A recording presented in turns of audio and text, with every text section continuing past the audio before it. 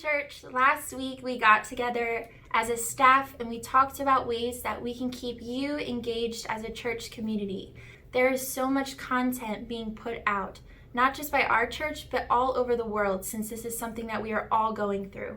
You can literally go online and find anything you want, any topic you want, any resource you want. So we were trying to get creative in ways that we can not just put out content, but also ways that you can get connected. And so I tried to think about how does that fit with worship?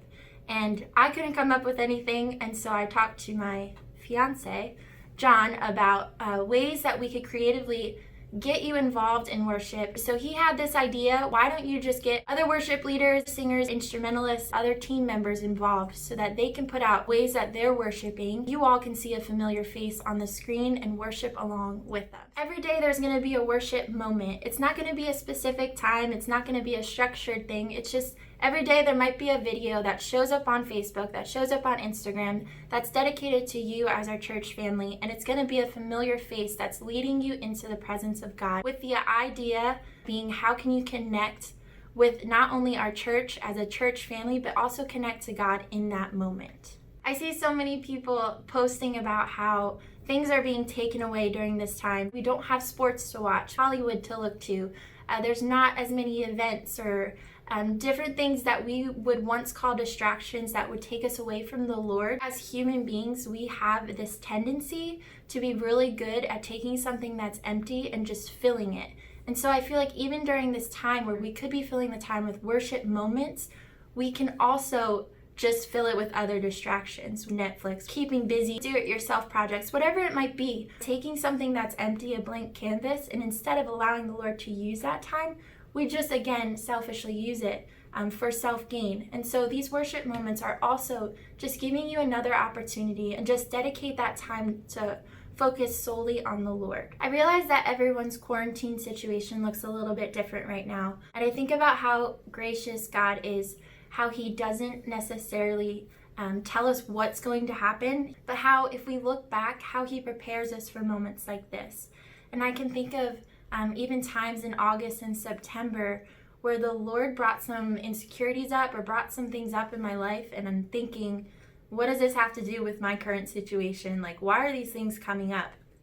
But him allowing those things to come up and allowing him to work through those things in that moment back then saved me from the isolation and the pain that it would have been if those things would have come up now at 8 o'clock on a Thursday when we're not allowed out of our house and we're stuck there by ourselves. And I think about how from probably September to February, early March, my anxiety and depression got so heavy, intense, that I had to go to counseling. I had to do these things and do this work so that the Lord could allow me to surrender some things to him, so that now I'm able to go through this with the hope that I know that he is faithful. And that's one thing that I want you all to remember, is that in his word in Hebrews 13:8, it says that Jesus is the same yesterday, today, and forever. So the hope that that means is that if you look back on your life and you see that Jesus was faithful yesterday, then that means he has to be faithful today. And that means that he will be faithful tomorrow. And that's hope, and that's a promise that you can cling to and that you can stand upon. I think about the times in my life where the Lord has taken me through situations and I literally have said to him, like, if you make me go through this, if the situation itself doesn't kill me, the emotion and the fear and the weight of that will surely kill me. And the choice that we have in those moments to either surrender to our fear or surrender to the Lord. I know I've shared this story before with the church family, but I think about the time when I was on an airplane. Remember airplanes and traveling and all that we used to be able to do? Well, airplanes are not my favorite place to be. That was bad enough. And then all of a sudden, the plane going into these huge black storm clouds and just being surrounded by this storm and thinking, there is no possible way that I am on an airplane in the middle of a thunderstorm right now and that I'm going to survive this. And it wasn't just like small bumpy turbulence. This was like up and down, like all over the place, like in a scary movie type storm. And I remember in that moment being so overwhelmed with fear and doubt and just the overwhelming panic of there's no way out of this storm. Like, there is no way that I'm going to survive this. I very well could have went down that road and that path of fear, and it could have been bad for not just me, but everyone else on the plane. Or I had in that moment the ability to grab this book in my hand and to say, I am going to believe the things that I have preached my entire life. I'm going to believe the songs and the worship that I have sung my entire life. I'm going to believe that the God that I say I believe, I'm going to believe that he is who he says he is.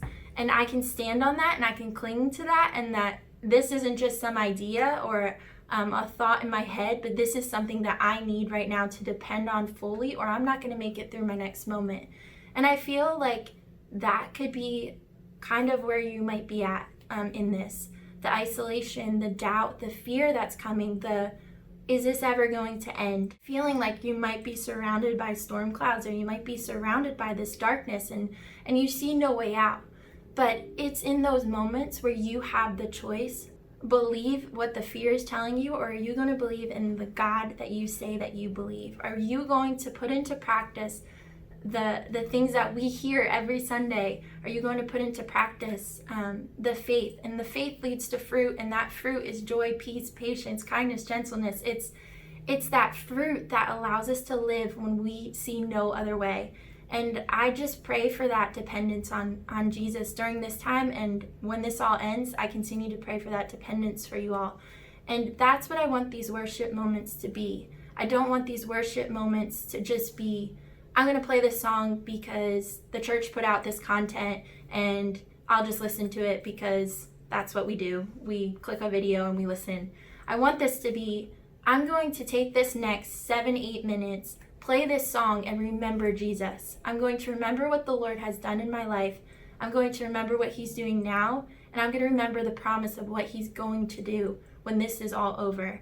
That's the connection that we are hoping is stirred on and is continued no matter how much longer we are apart and we're not able to gather together.